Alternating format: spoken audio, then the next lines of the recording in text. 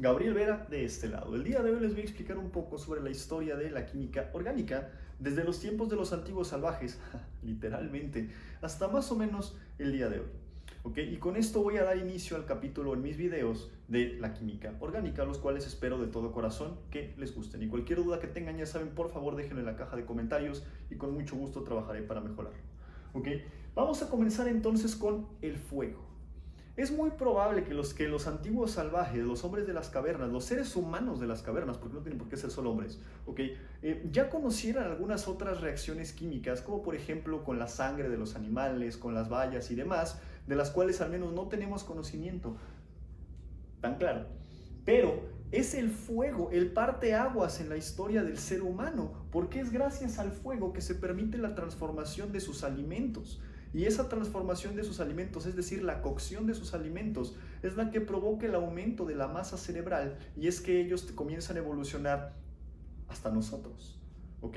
Entonces el fuego se considera como, o yo la consideraría y se considera como una de las primeras reacciones orgánicas, ¿ok? Reacciones de la química orgánica que el ser humano tiene la capacidad de dominar. Si bien los antiguos salvajes es probable que el fuego lo encontrasen por error, cuando un rayo partió un árbol, lo incendió y ellos solo se dedicaron a mantener el fuego vivo, pues no tardaron en encontrar una manera en la cual poder quemar cosas e iniciar el fuego prácticamente desde cero, from scratch, ¿ok? Y si bien desde el descubrimiento del fuego hasta 1743, que es cuando nace el que se conoce como el padre de la química, Antoine Laurent Lavoisier, ¿ok? Hay muchos estudios y muchas cosas interesantes en la química, de las cuales en este momento no voy a hablar, ¿ok? Yo considero que la parte tal vez más importante comienza justo con Antoine Lavoisier, quien por cierto, de manera independiente a Lomonosov, desarrollan la ley de la conservación de la materia, es decir, dicen que la materia no se crea ni se destruye, solo se transforma. También Antoine Lavoisier fue el primero en demostrar que los compuestos orgánicos están compuestos, valga la redundancia, por carbono, hidrógeno, oxígeno y nitrógeno. Y ellos decían, al menos en ese momento, que la química orgánica es la química de los compuestos que provienen de fuentes naturales, es decir, compuestos basados en carbono. Mientras que la química inorgánica es la química de los minerales, es decir, los compuestos que no están vivos, por así decirlo. Fue un poco después cuando Jöns Jacob Berzelius, quien por cierto nació en 1779 y falleció en 1848, desarrolla la teoría del vitalismo en un intento desesperado por explicar por qué muchos químicos, por qué hasta ese momento nadie había podido sintetizar compuestos orgánicos en un laboratorio, pero sí compuestos inorgánicos, minerales y así. Él decía que los organismos vivos tienen una fuerza vital o una fuerza viva, que es la que hace o la que se necesita para poder sintetizar compuestos orgánicos. Si bien al día de hoy sabemos que eso no es cierto, pues esa era la manera en la que él podía explicar justo que en el laboratorio solo pudiera sintetizar compuestos inorgánicos. Por lo que entonces la química orgánica continuaba siendo, y al día de hoy continúa siendo, la química de los compuestos que provienen de fuentes naturales, ¿vale?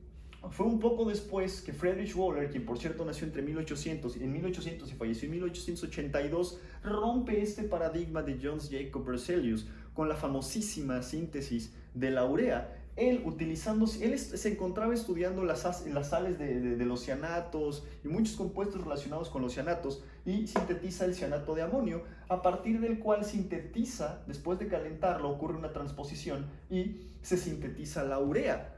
El cianato de amonio era un compuesto en ese momento considerado como inorgánico, mientras que la urea era un compuesto considerado como orgánico por provenir de seres vivos. Y es ese el momento en el que Friedrich Wöhler conecta la inorgánica con la orgánica, que ocurre un boom extraordinario en la química, pues entonces llega un mar de químicos, que empiezan a desarrollar grandes cantidades de compuestos orgánicos, comienzan a sintetizar compuestos orgánicos, pues se dan cuenta que esa fuerza vital pues no es necesaria, más bien existe para poder sintetizar compuestos orgánicos en un laboratorio. Y además, más importante, que muchos compuestos inorgánicos pueden ser utilizados para sintetizar compuestos orgánicos, ¿vale?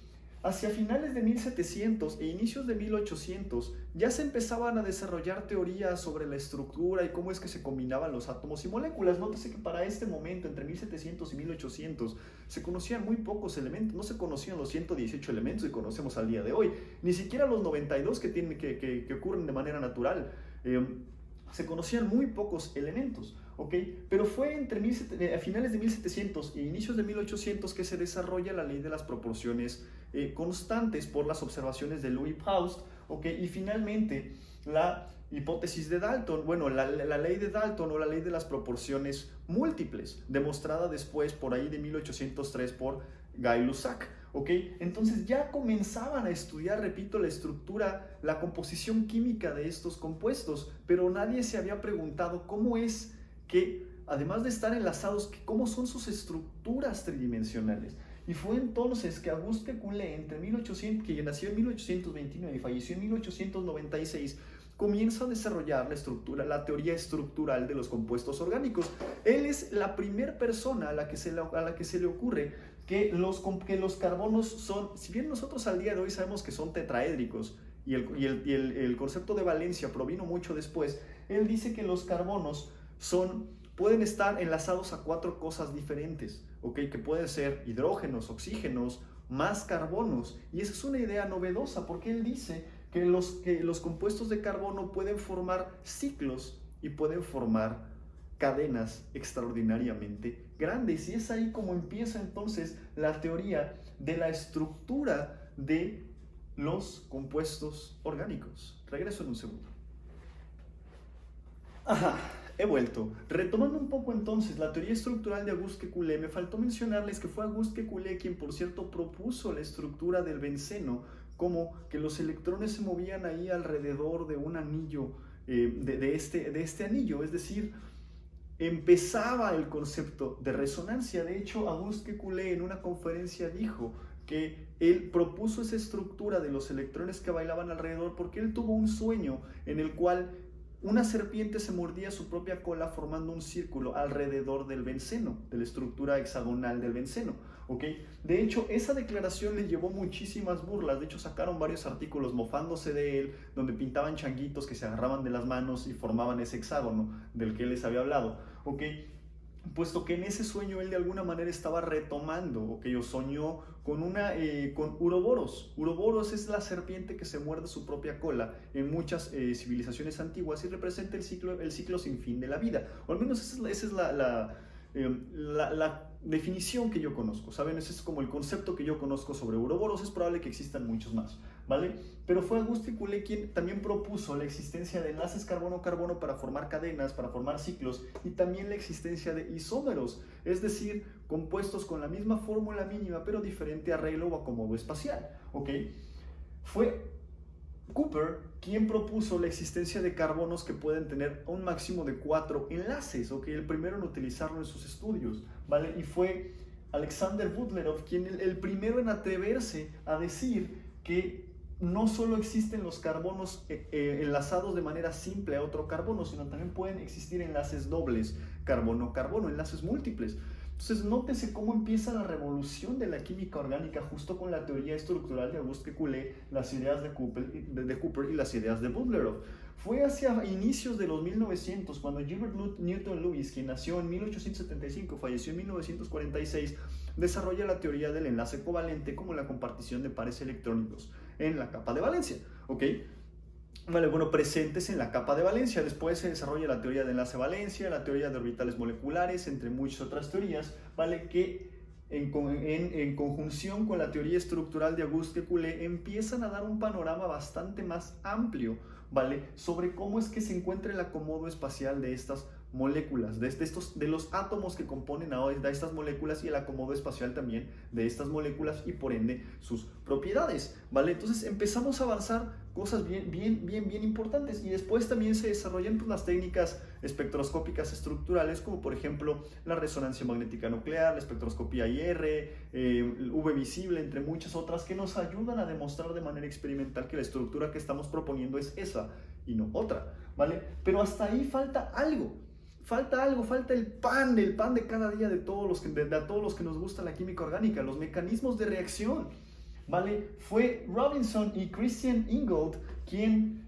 más o menos por las mismas fechas en las que Gilbert Newton Lewis trabajaba en la teoría de su enlace covalente, ellos empiezan a trabajar en los mecanismos de reacción como mecanismos de transferencia electrónica, Ok, de hecho se sabe que por ahí de 1920, 1923, estos dos tuvieron acaloradas discusiones sobre pues estos mecanismos de reacción que al día de hoy nosotros utilizamos para modelar mecanismos. Si bien muchos de estos mecanismos, si bien muchos de estos mecanismos no han podido ser demostrados de manera experimental, existen muchos otros que, en efecto, sí. De hecho, fue Christian Ingold, vale, sí, el mismo de Kahn, Ingold y Prelog, okay, de las reglas para la estereoquímica, quien descubre las reacciones SN1 y SN2. Él se dio cuenta que, bueno, tenía dos reacciones diferentes. Una reacción donde la velocidad de la reacción dependía de la concentración de los dos sustratos, típicamente primarios, de vez en cuando secundarios, ok, el nucleófilo y el electrófilo. Y tenía otro conjunto de reacciones donde los sustratos eran terciarios, ok, tenía halogenuros terciarios. Y en estas reacciones con halogenuros terciarios, la velocidad de la reacción solo dependía de la concentración de este susodicho halogenuro terciario, ¿vale? Y de hecho eso fue el parteaguas para proponer la sustitución nucleofílica unimolecular, en donde el paso limitante es la formación del carbocatión a partir del halogenuro terciario, ¿ok?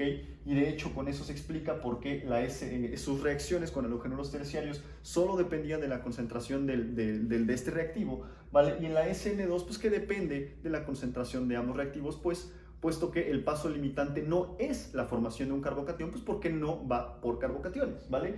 Y entonces con estos mecanismos de reacción, pues empezó a volar la imaginación de muchos químicos, físicos y demás, como por ejemplo Linus Pauling, quien nació en 1901 y falleció el año en que yo nací, 1994, y empezó a explorar un poco más sobre la resonancia.